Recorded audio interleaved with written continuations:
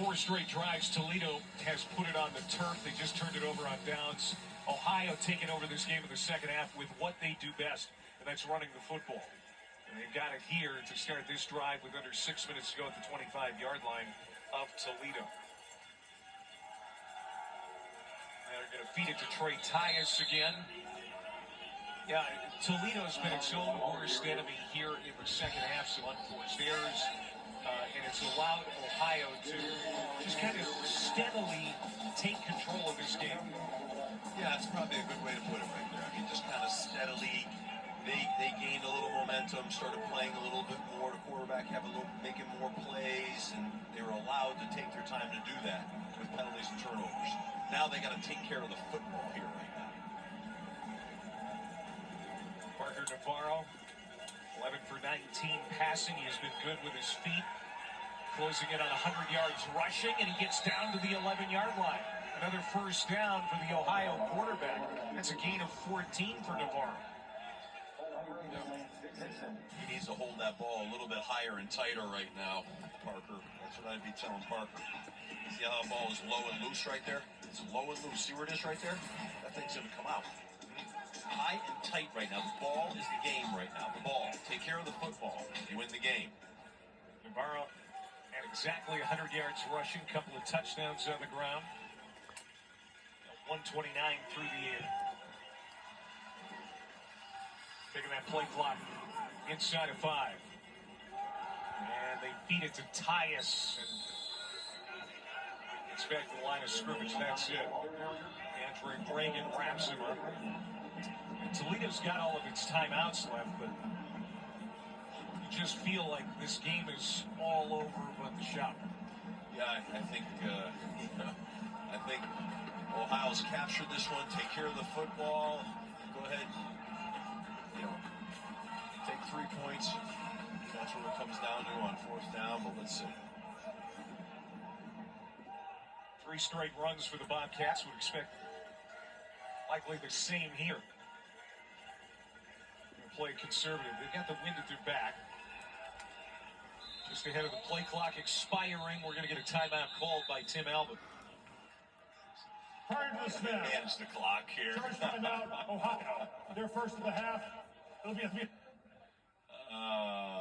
You're trying to kill the clock and run it down. You got to hit a timeout because you're going to get a 5-yard penalty. Oh, gracious. You know, we've seen Tim Albin shaking his head a few times tonight. He may ultimately get out of here with a win, but he's going to have some things in his notebook to talk about. These things grind you, Yeah, they're going to win the game, but I mean, they just grind you as a head coach.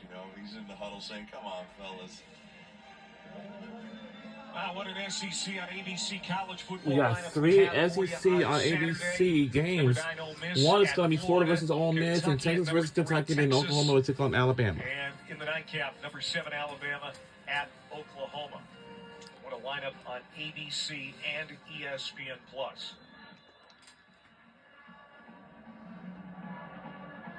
.346 to go. Second down and 9 out of the timeout for Ohio.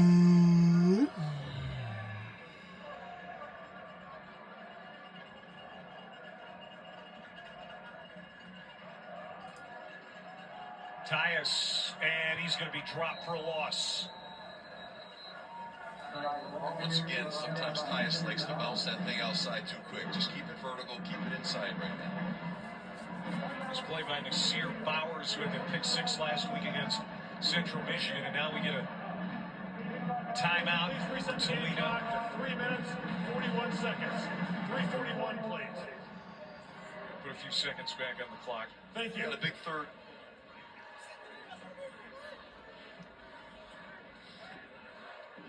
Tyus and Navarro have been the rushing leaders tonight for the Bobcats. Tyus, 104 yards on 30 carries. That one for 34 yards.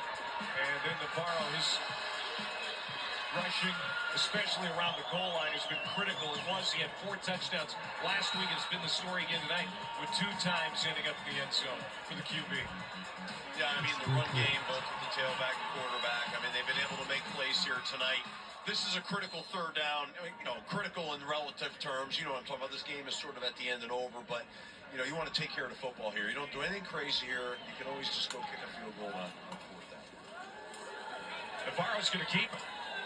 Trying to get to the edge, spins out of a tackle, and just sits down at the 7-yard line as Maxon Hook was there. And so now on fourth down, they will send out field goal kicker Gianni Spedic. Timeout, Toledo. Their second charge timeout of the half. It'll be a 30-second timeout.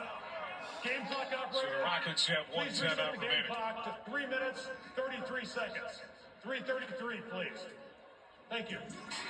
I don't believe that referee So said we that. talked about Tim Alvin and the Bobcats controlling their own destiny to the MAC championship game at Ford Field. Win tonight and then a win next week over Ball State, and they're in that title game. Their only league loss was at Miami on October 19th, and it's totally within the realm of possibility that those same two teams would meet in the MAC championship on December 7th. Yeah. Super Shuffle. Oh, That's right. oh my I God. think both Miami and Bowling Green hold their future by having to win out as well. So it's a mad dash here to the end. But Ohio's taking care of their business here tonight. This is all they can do, and they're doing it. They're going to win this game. Spedic trying to put the nail in Toledo's coffin. Setting up from 24 yards out. Snap, spot, kick, Do you know and what's really fun? he buries it. Making a website on Gianni this. Spedic.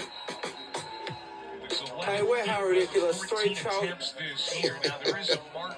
Top 6 answers on the board. Fill in the blank. We asked 100 men. Offside. My specialty is making women blank. Orgasm? Orgasm. So it's irrelevant. 24-7 now with 3:31 to go. Toledo's going to have to really catch on fire here and be a scoring machine. They haven't shown that yet tonight, but that's what their call is going to be here right now. We talked about this earlier, Steve. A win tonight for Ohio, and their odds of playing in that MAC championship game climbed to 87%. I mean, they knew how big this game was. They also knew how hard it was to win here. They had a streak of 16 straight losses between 1969 and 2007 here at the Glass Bowl as a program. But if they can win this one here tonight, it looks like they're certainly going to do it. That would be 2 straight. Yeah, and really would be a great win for them. And they kind of did it in their fashion right now. Number 22 Hung in there, played defense, and number 31. win it in the end with the run game. Is 31.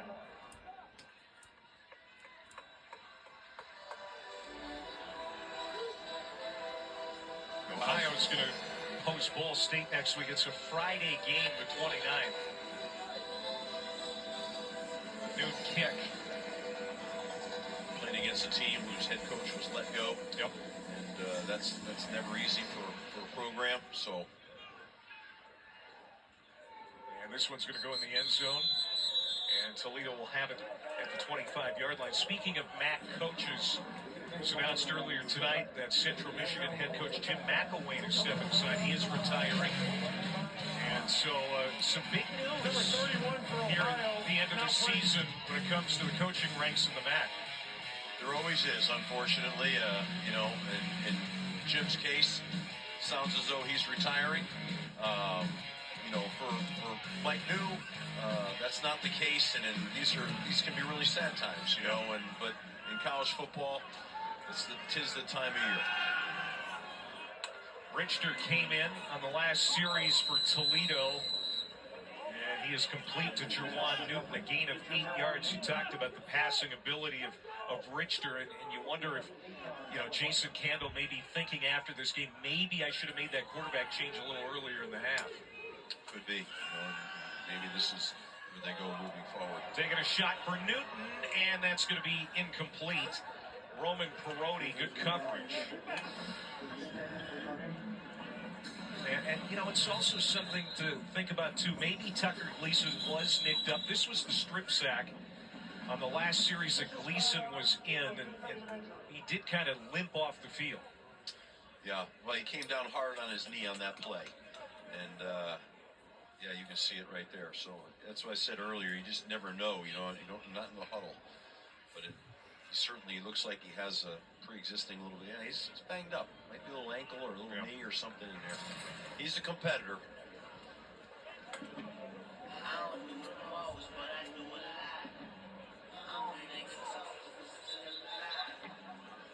Tucker Gleason threw that touchdown pass to Anthony Torres in the second quarter. Even though they weren't generating a lot of offense, it felt like for large portions of this game, Toledo was in command. But it's 24-7 now with just over 3 minutes to go. Richter is complete. Vander Ross, after the catch, dives ahead. He'll get the first down. Keep the drive alive.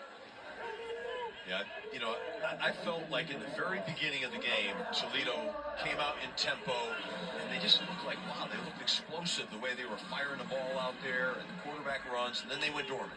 Yeah. And then they looked like they came back a little bit again later, but never could sustain it. Richter incomplete. That should have been caught. Zyros couldn't hang on. Second down.